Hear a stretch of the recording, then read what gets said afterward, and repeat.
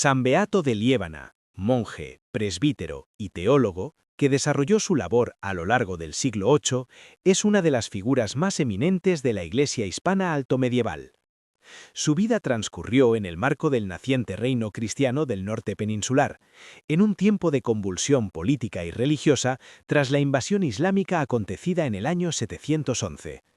Se estima que su nacimiento se produjo hacia el año 730, aunque se desconoce el lugar exacto. La tradición lo vincula a la comarca de Liébana, en el corazón montañoso de Cantabria. No obstante, algunos estudiosos han propuesto un posible origen toledano o andaluz, hipótesis que lo presentaría como refugiado mozárabe en tierras del norte. Su vida está firmemente ligada al monasterio de San Martín de Turieno, identificado con el actual monasterio de Santo Toribio de Liébana. En este enclave, situado en la órbita política y eclesial del Reino de Asturias, desarrolló su actividad intelectual y pastoral. Las fuentes contemporáneas lo mencionan como presbítero, y algunos testimonios, entre ellos los del propio Alcuino de York, lo designan como abad y padre espiritual. Su prestigio le abrió las puertas de la corte asturiana. Fue preceptor y confesor de la reina Adosinda, hija de Alfonso I el Católico y esposa del rey Silo. La última noticia segura que conservamos de su vida nos traslada al año 785, momento en el que asistió en Pravia a la profesión monástica de la reina viuda. Su figura, por tanto, no fue la de un monje aislado, sino la de un intelectual inserto en las redes políticas y eclesiales de su tiempo, con proyección incluso más allá de los Pirineos.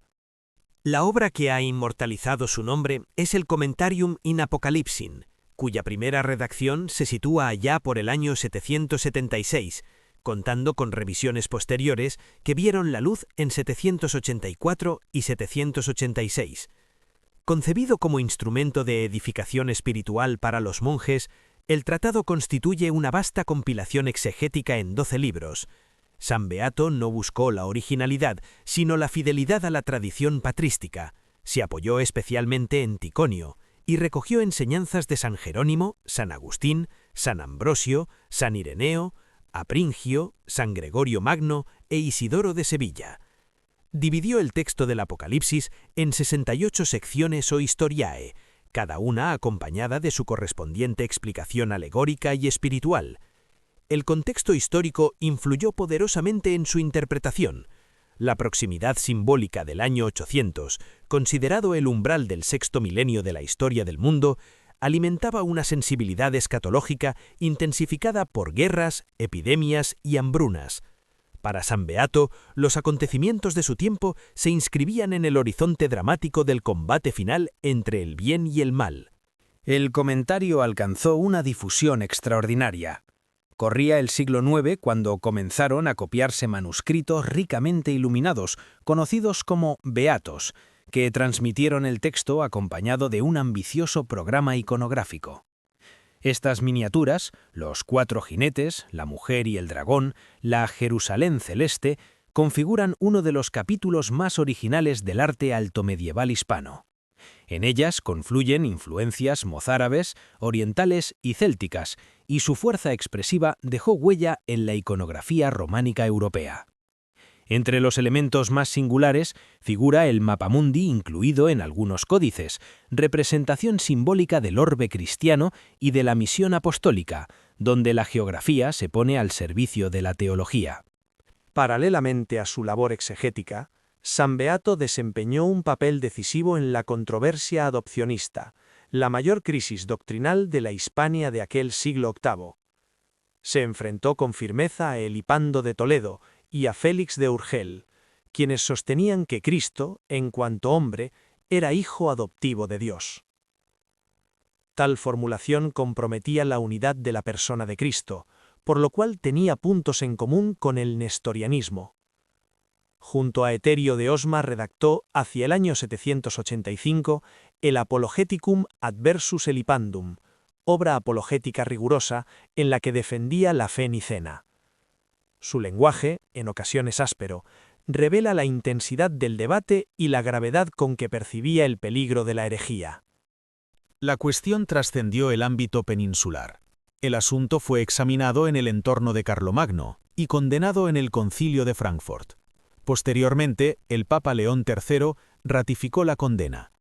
Así, la Iglesia asturiana quedó alineada con el papado y con el Imperio carolingio en la defensa de la ortodoxia. A San Beato se atribuye asimismo, con alto grado de probabilidad, el himno O Dei Verbum, compuesto en honor del rey Mauregato. En él se exalta por vez primera a Santiago el Mayor como patrono y protector de Hispania, cabeza refulgente del pueblo cristiano. Este texto contribuyó decisivamente a la configuración del imaginario jacobeo, que décadas más tarde adquiriría dimensión universal con el auge del culto compostelano. La fecha de su muerte no puede fijarse con absoluta seguridad. Tradicionalmente se sitúa hacia el año 798, quizá en la jornada del 19 de febrero, día en que la Iglesia celebra su memoria. Algunas fuentes lo hacen morir en Liébana, otras lo vinculan al monasterio de Valcavado, aunque estas últimas no parecen tener base histórica. Su sepultura es venerada en Santo Toribio de Liébana, donde su recuerdo permanece vivo. España, siglo VIII.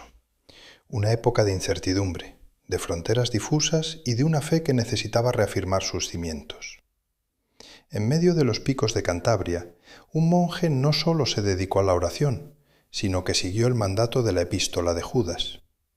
En su versículo 3 leemos: «Queridos, tenía gran empeño en escribiros acerca de nuestra común salvación, pero me he visto en la necesidad de hacerlo para exhortaros a combatir por la fe que ha sido transmitida a los santos de una vez para siempre». San Beato de Liébana defendió la fe católica contra una de las herejías que estaban en boga en su tiempo. Solo cabía y cabe rechazar cualquier doctrina que se apartara entonces, y se aparte hoy, de la fe de la Iglesia en torno a Jesucristo, verdadero Dios y verdadero hombre, una sola persona divina en dos naturalezas. Esa es la respuesta de la Iglesia a la pregunta que hizo nuestro Señor a los apóstoles. Evangelio de San Mateo 16, 13 a 16.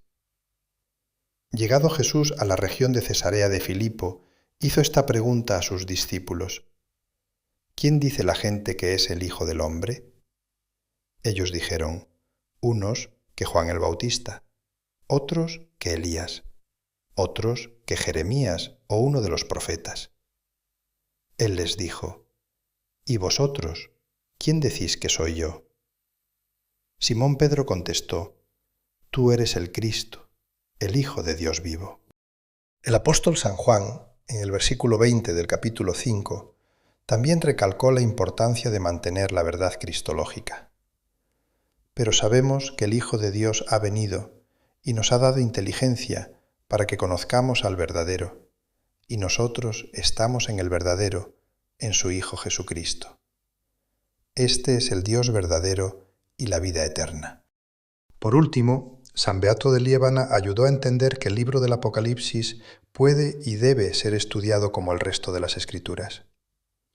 En su capítulo 1, versículo 3, leemos: Dichoso el que lea y los que escuchen las palabras de esta profecía y guarden lo escrito en ella, porque el tiempo está cerca. San Beato de Liébana, ruega por nosotros. Él es Hijo por naturaleza, nosotros por gracia. Él por verdad, nosotros por adopción. La gracia es la remisión de los pecados. La paz es la tranquilidad de la mente. La gracia es dada gratuitamente, no por méritos precedentes, para que quien se gloríe en el Señor.